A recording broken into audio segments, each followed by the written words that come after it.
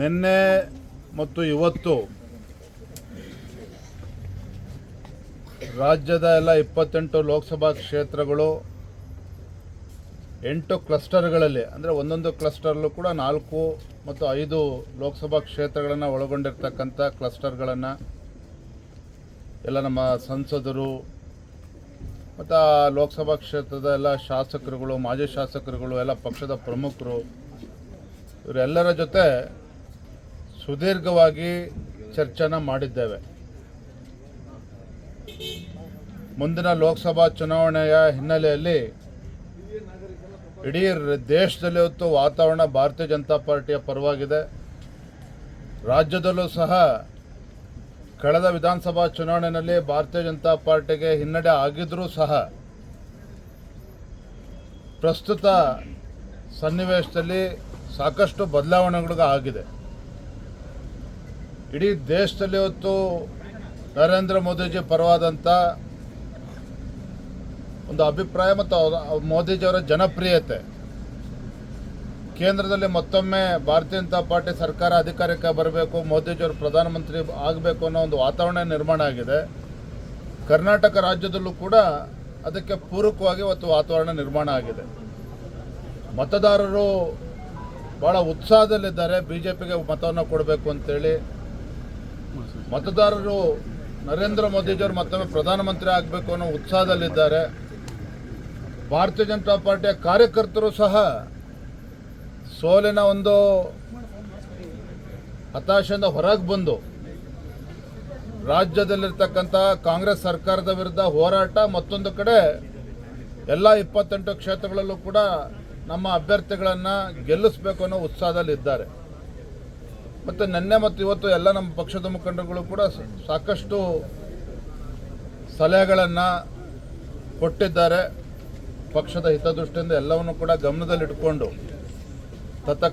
ತತ್ಕ್ಷಣ ಎಲ್ಲ ಲೋಕಸಭಾ ಕ್ಷೇತ್ರಗಳು ಕೂಡ ನಮ್ಮ ಕಾರ್ಯಕರ್ತನ ಸಕ್ರಿಯ ಮಾಡೋದಕ್ಕೆ ನಾವೆಲ್ಲರೂ ಕೂಡ ಕಾರ್ಯಯೋಜನೆಗಳನ್ನು ಮುಂದಿನ ದಿನಗಳಲ್ಲಿ ಮಾಡೋರಿದ್ದೇವೆ. ನಮಗಂತೂ ಸಂಪೂರ್ಣವಾಗಿ ವಿಶ್ವಾಸ ಇದೆ, ಮುಂದಿನ ಲೋಕಸಭಾ ಚುನಾವಣೆ ಕರ್ನಾಟಕ ರಾಜ್ಯದಲ್ಲಿ ಭಾರತೀಯ ಜನತಾ ಪಾರ್ಟಿ ಒಂದು ರಾಜ್ಯದ ರಾಜಕೀಯ ಇತಿಹಾಸದಲ್ಲಿ ಒಂದು ಸುವರ್ಣಾಕ್ಷರದಲ್ಲಿ ಬದಲಿಡ್ತಕ್ಕಂಥ ಒಂದು ಫಲಿತಾಂಶ ನಮ್ಮದು ಆಗ್ತದೆ. ಮೋದಿಜಿಗೆ ಸಂಪೂರ್ಣವಾಗಿ ಬೆಂಬಲ ನೀಡ್ತಾರೆ ಅನ್ನೋ ವಿಶ್ವಾಸ ನಮಗೆ ಸಂಪೂರ್ಣವಾಗಿದೆ. ಆ ನಿಟ್ಟಿನಲ್ಲಿ ನಮ್ಮೆಲ್ಲ ಪಕ್ಷದ ಹಿರಿಯ ನಾಯಕರು ಅವರ ಮಾರ್ಗದರ್ಶನದಲ್ಲಿ ಎಲ್ಲರೂ ಒಗ್ಗಟ್ಟಾಗಿ ಒಂದಾಗಿ ಮುಂದಿನ ಚುನಾವಣೆಯನ್ನು ಯಶಸ್ವಿಯಾಗಿ ಎದುರಿಸ್ತೇವೆ ಅನ್ನೋ ಮಾತನ್ನೇ ಸಂದರ್ಭ ಹೇಳಕ್ಕೆ ಇಷ್ಟಪಡ್ತೇವೆ. ಮತ್ತೊಂದು ಕಡೆ ನಿನ್ನೆ ರಾಜ್ಯ ಸರ್ಕಾರ ಒಂದು ಜಿಯೋ ಇಶ್ಯೂ ಮಾಡಿದೆ. ತಮ್ಮ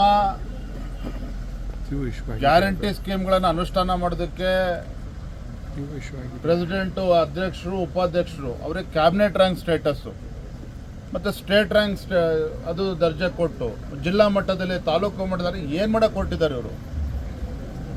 ರಾಜ್ಯ ಸರ್ಕಾರ ಮಾನ್ಯ ಮುಖ್ಯಮಂತ್ರಿಗಳು 14 ಬಜೆಟನ್ನು ಮಂಡನೆ ಮಾಡಿರ್ತಕ್ಕಂಥ ಒಬ್ಬ ಅನುಭವಿ ಮುಖ್ಯಮಂತ್ರಿಗಳು ಇದ್ದರೂ ಸಹ ರಾಜ್ಯದ ಹಣಕಾಸಿನ ಪರಿಸ್ಥಿತಿ ಇವತ್ತು ಅಧೋಗತಿಗೆ ಹೋಗ್ತಾ ಇದೆ. ಸರ್ಕಾರಿ ನೌಕರಿಗೆ ಸಂಬಳ ಕೊಡೋದಕ್ಕೆ ಅವ್ರಿಗೆ ಆಗ್ತಾ ಇಲ್ಲ. ಮತ್ತೊಂದು ಕಡೆ ಅಂಗನವಾಡಿ ಇವತ್ತು ಅಲ್ಲಿ ಕೆಲಸ ಮಾಡ್ತಕ್ಕಂಥ ಅಂಗನವಾಡಿ ಕಾರ್ಯಕರ್ತೆಯರಿಗೆ ಗೌರವಧನ ಹೆಚ್ಚೋದಕ್ಕೆ ಅವರಿಗೆ ಸಾಧ್ಯ ಆಗ್ತಾ ಇಲ್ಲ. ಶಾಸಕರಿಗೆ ₹1 ಅನುದಾನ ಕೊಡೋದಕ್ಕೂ ಕೂಡ ಆಗ್ತಾ ಇಲ್ಲ. ಇದ್ರ ಮಧ್ಯೆ ಕೋಟ್ಯಾಂತರ ರೂಪಾಯಿ ಇವತ್ತು ದುರುಪಯೋಗ ಪಡಿಸ್ಕೊಂಡು ಅವರ ಕಾರ್ಯಕರ್ತರಿಗೆ 20,000, 25,000 ಇವೆಲ್ಲ ಹಣವನ್ನು ಕೊಡೋಕ್ಕೆ ಪೋಲ್ ಮಾಡೋಕ್ಕೆ ಕೊಟ್ಟಿರ್ತಕ್ಕಂಥದ್ದು. ಇದು ರಾಜ್ಯದ ಟ್ಯಾಕ್ಸ್ ಪೇಯರ್ಸ್ ಹಣವನ್ನು ದುರುಪಯೋಗ ಮಾಡ್ಕೊಳ್ಳೋಕೆ ರಾಜ್ಯ ಸರ್ಕಾರ ಏನು ಹೊರಟಿದೆ. ಇದು ಯಾವುದೇ ಕಾರಣಕ್ಕೂ ಸರಿಯಿಲ್ಲ. ನಾವು ಸದ್ಯದಲ್ಲೇ ಮಾನ್ಯ ರಾಜ್ಯಪಾಲರನ್ನ ಭೇಟಿ ಮಾಡಿ ಇದ್ರ ವಿರುದ್ಧ ದೂರನ್ನು ಕೂಡ ಕೊಡ್ತೇವೆ. ಇದ್ರ ವಿರುದ್ಧ ನಾವು ನ್ಯಾಯಾಲಯಕ್ಕೂ ಕೂಡ ಮೊರೆ ಹೋಗ್ತೇವೆ. ಯಾಕೆಂತ ಹೇಳಿದ್ರೆ ಈ ಬರಗಾಲದ ಸಂದರ್ಭದಲ್ಲಿ ರೈತರಿಗೆ ಪರಿಹಾರ ಕೊಡೋದಕ್ಕೆ 100 ಸಲ ಯೋಚನೆ ಮಾಡ್ತೀರಿ. ಇವತ್ತು ಅಭಿವೃದ್ಧಿ ಕೆಲಸ ಮಾಡೋದಕ್ಕೆ ನಿಮ್ಮ ಕೈಯಲ್ಲಿ ಸಾಧ್ಯ ಆಗ್ತಾಯಿಲ್ಲ, ಹೊಸ ಯೋಜನೆ ಕೊಡೋಕೆ ಆಗ್ತಾಯಿಲ್ಲ ರಾಜ್ಯಕ್ಕೆ. ಆದರೆ ಇದ್ರ ಮಧ್ಯೆ ನಿಮ್ಮ ಕಾರ್ಯಕರ್ತರಿಗೆ ಸಂಬಳ ಕೊಡೋಕ್ಕಲ್ಲ ಇವತ್ತು ಟ್ಯಾಕ್ಸ್ ಪೇಯರ್ಸ್ ಮನಿ ಇರ್ತಕ್ಕಂಥದ್ದು. ಹಾಗಾಗಿ ಈ ವಿಚಾರವನ್ನು ಕೂಡ ನಾವು ಭಾಳ ಗಂಭೀರವಾಗಿ ತೆಗೆದುಕೊಂಡಿದ್ದೇವೆ. ಜನವರಿ ಅಂತ್ಯದಲ್ಲಿ ಅಥವಾ ಫೆಬ್ರವರಿ ಮೊದಲ ವಾರದಲ್ಲಿ ಒಂದಿಷ್ಟು ಲೋಕಸಭಾ ಕ್ಷೇತ್ರಗಳಿಗೆ ಅಭ್ಯರ್ಥಿಗಳ ಆಯ್ಕೆ ಆಗಬಹುದು ಅನ್ನುವಂಥ ಚರ್ಚೆಗಳು ಕೇಳ್ಕೊಳ್ತಾ ಇದೆ, ನಿಜವೇ? ಸಾಕಷ್ಟು ಪ್ರಮುಖರ ಅಭಿಪ್ರಾಯ ಕೂಡ ಇದೆ. ಅದು ನಮ್ಮ ಗುರಿ ಇರ್ತಕ್ಕಂಥದ್ದು ಎಲ್ಲ 28 ಕ್ಷೇತ್ರಗಳನ್ನು ಗೆಲ್ಲಬೇಕು. ಹಾಗಾಗಿ ಗುರಿಯನ್ನು ಮುಟ್ಟಬೇಕು ಅಂತ ಹೇಳಿದ್ರೆ ತಡ ಮಾಡದೆ ನಮ್ಮ ಅಭ್ಯರ್ಥಿಗಳು ಅತಿ ಶೀಘ್ರದಲ್ಲೇ ತೀರ್ಮಾನ ಆಗಬೇಕು. ಕಾರ್ಯಕರ್ತರು ಕೂಡ ಗೊಂದಲ ಇರೋದೆಲ್ಲ ಕೆಲಸ ಮಾಡೋದಕ್ಕೆ ಅನುಕೂಲ ಆಗುತ್ತೆ ಅನ್ನೋ ಅಭಿಪ್ರಾಯನ ನೀಡಿದ್ದಾರೆ. ನಮ್ಮ ಕೇಂದ್ರದ ವರಿಷ್ಠರ ಜೊತೆ ಈ ವಿಚಾರವನ್ನು ಚರ್ಚೆ ಮಾಡ್ತಾರೆ. ಎಷ್ಟು ಕ್ಷೇತ್ರಗಳಲ್ಲಿ ಅನೇಕ ಬಹಳ ದಿನಗಳಿಂದ ಆಕ್ಟಿವ್ ಇಲ್ಲದೆ ಇರೋರು, 4-5 ವರ್ಷಗಳಿಂದ ಆಕ್ಟಿವ್ ಇಲ್ಲದೆ ಇರುವವರು, ಚುನಾವಣೆ ನಿಲ್ಲೋದಿಲ್ಲ ಅಂತ ಹೇಳುವವರೆಲ್ಲ ಈಗ ಮತ್ತೆ ಚುನಾವಣೆ ನಿಲ್ಲೋದಕ್ಕೆ ಬರ್ತಾ ಇದ್ದಾರೆ. ಅದನ್ನು ಹೇಗೆ ನೋಡ್ತಾ ಇದ್ದೀವಿ? ಹೈಕಮಾಂಡ್ ಯಾವ ರೀತಿ ಮೀಡಿಯಾದವ್ರು ಆಕ್ಟಿವ್ ಇಲ್ಲ ಅಂತ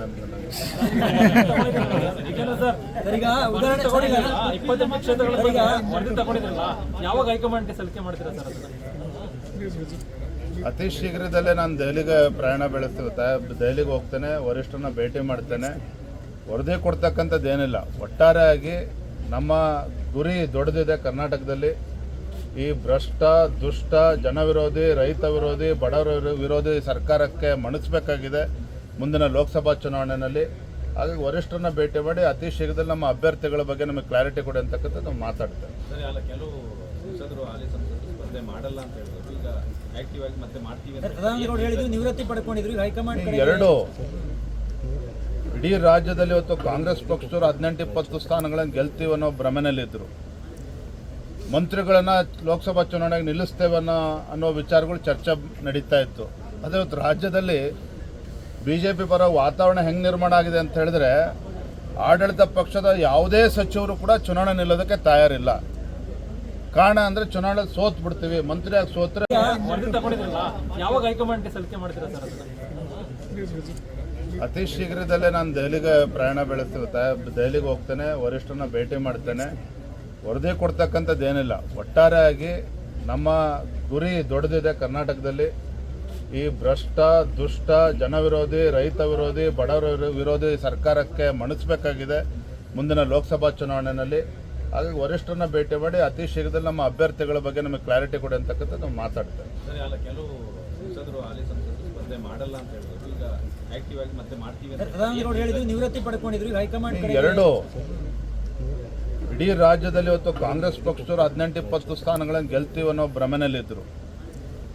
ಮಂತ್ರಿಗಳನ್ನು ಲೋಕಸಭಾ ಚುನಾವಣೆಗೆ ನಿಲ್ಲಿಸ್ತೇವೆ ಅನ್ನೋ ವಿಚಾರಗಳು ಚರ್ಚೆ ನಡೀತಾ ಇತ್ತು. ಅದೇ ಇವತ್ತು ರಾಜ್ಯದಲ್ಲಿ BJP ಪರ ವಾತಾವರಣ ಹೆಂಗೆ ನಿರ್ಮಾಣ ಆಗಿದೆ ಅಂತ ಹೇಳಿದ್ರೆ, ಆಡಳಿತ ಪಕ್ಷದ ಯಾವುದೇ ಸಚಿವರು ಕೂಡ ಚುನಾವಣೆ ನಿಲ್ಲೋದಕ್ಕೆ ತಯಾರಿಲ್ಲ. ಕಾರಣ ಅಂದರೆ ಚುನಾವಣೆ ಸೋತ್ ಬಿಡ್ತೀವಿ, ಮಂತ್ರಿಯಾಗಿ ಸೋತ್ರೆ ಮುಖಭಂಗ ಆಗ್ತದೆ ಅನ್ನುವ ಸತ್ಯಾಂಶ ಇವ್ರಿಗಾಗಲೇ ಅರ್ಥ ಆಗಿದೆ ಮಂತ್ರಿಗಳಿಗೂ ಕೂಡ. ಹಾಗಾಗಿ ಯಾವುದೇ ಸಚಿವರು ಮುಂದೆ ಬರ್ತಾ ಇಲ್ಲ. ನಮ್ಮ ಸಂಸದರು ಇವತ್ತು ಭಾಳ ಉತ್ಸಾಹದಲ್ಲಿದ್ದಾರೆ. ನೀವು ಹೇಳ್ತಕ್ಕಂಥ ಸತ್ಯ. ಯಾರು ನಿಲ್ಲಲ್ಲ ಅಂತ ಹೇಳ್ತಿದ್ರೆ ಅವರು ಕೂಡ ಚುನಾವಣೆ ನಿಲ್ಲಬೇಕು. ಇದೊಂದು ಬಾರಿ ನಿಲ್ಲೋಣ ಇವತ್ತು, ಯಾಕಂದರೆ ಎಲ್ಲ ಕ್ಷೇತ್ರಗಳು BJP ಗೆಲ್ಲುತ್ತೆ ಅನ್ನೋ ವಾತಾವರಣನೂ ಕೂಡ ಇದೆ. ಎಲ್ಲರೂ ಕೂಡ ಉತ್ಸಾಹದಲ್ಲಿದ್ದಾರೆ. ಅಂತಿಮವಾಗಿ ಕೇಂದ್ರದ ವರಿಷ್ಠರು ತೀರ್ಮಾನ ಮಾಡ್ತಾರೆ. JDS ಜೊತೆಗೆ ಚರ್ಚೆ ಮಾಡ್ತೀರಾ? JDS ಜೊತೆ ಎಲ್ಲ ನಮ್ಮ ಪಕ್ಷದಲ್ಲ ಹಿರಿಯರು ಮತ್ತು JDS ಪಕ್ಷದಲ್ಲ ಹಿರಿಯರು ಕೂತು ಚರ್ಚೆ ಮಾಡ್ತೇವೆ. ಯಾಕಂದರೆ ನಾವು ದೆಹಲಿ ಮಟ್ಟದಲ್ಲಿ ಇವತ್ತು JDSನ NDA ಸೇರಿಸ್ಕೊಂಡು ಆಗಿದೆ. ಆದರೆ ನಮ್ಮ ರಾಜ್ಯ ಮಟ್ಟದಲ್ಲಿ, ಜಿಲ್ಲಾ ಮಟ್ಟದಲ್ಲೂ ಕೂಡ ನಮ್ಮ ಕಾರ್ಯಕರ್ತರ ಮಧ್ಯೆ ಏನು ಸಮಸ್ಯೆ ಬರದ ರೀತಿಯಲ್ಲಿ ನಮ್ಮ ಪಕ್ಷಕ್ಕೂ ಕೂಡ ಅದು ಅನುಕೂಲ ಆಗಬೇಕು, JDS ಪಕ್ಷಕ್ಕೂ ಕೂಡ ಅನುಕೂಲ ಆಗಬೇಕು. ಅದೇ ರೀತಿ ನಮ್ಮ ಹಾಸನ ಜಿಲ್ಲೆಗೂ ಅನುಕೂಲ ಆಗಬೇಕು. ಆ ರೀತಿಯೆಲ್ಲ ಮಂಡ್ಯ ವಿಚಾರದಲ್ಲಿ ಬಹಳ ಜಟಾಪಟಿ ನಡೀತಾ ಇದೆ ಸರ್. ಮಂಡ್ಯ ವಿಚಾರದಲ್ಲಿ ಸುಮಲತಾ ಅವರು ಮತ್ತು JDS ನಡುವೆ ಬಹಳ ಜಟಾಪಟಿ ನಡೀತಾ ಇದೆ. ಅವರು ಮಂಡ್ಯದಿಂದಲೇ ಸ್ಪರ್ಧೆ ಅನ್ನುವಂಥ ಸಂದೇಶವನ್ನು ರವಾನೆ ಮಾಡಿದ್ದಾರೆ ಸುಮಲತಾ ಅವರು. BJP ನಿಲುವು ಏನು ಅಂತ ನಾನು ಭೇಟಿ ಮಾಡ್ತೇನೆ. ಎಲ್ಲರೂ ಭೇಟಿ ಮಾಡಿ ಸುಮಲತಾ ಅವ್ರನ್ನೂ ಕೂಡ ಭೇಟಿ ಮಾಡ್ತೇನೆ. ಅವರ ಅಭಿಪ್ರಾಯನೂ ಕೂಡ ತಿಳ್ಕೊಂತ ಚರ್ಚೆ ಮಾಡ್ತೇನೆ. ಎಲ್ಲ ಹಿರಿಯ ಜೊತೆ ಚರ್ಚೆ ಮಾಡಿ ಅಂತಿಮ ತೀರ್ಮಾನ ತಗೊಳ್ತೀನಿ. ಧನ್ಯವಾದ. ಈ ವಿಡಿಯೋ ನಿಮಗೆ ಇಷ್ಟವಾದಲ್ಲಿ ಲೈಕ್ ಮಾಡಿ, ಶೇರ್ ಮಾಡಿ, ಸಬ್ಸ್ಕ್ರೈಬ್ ಮಾಡಿ.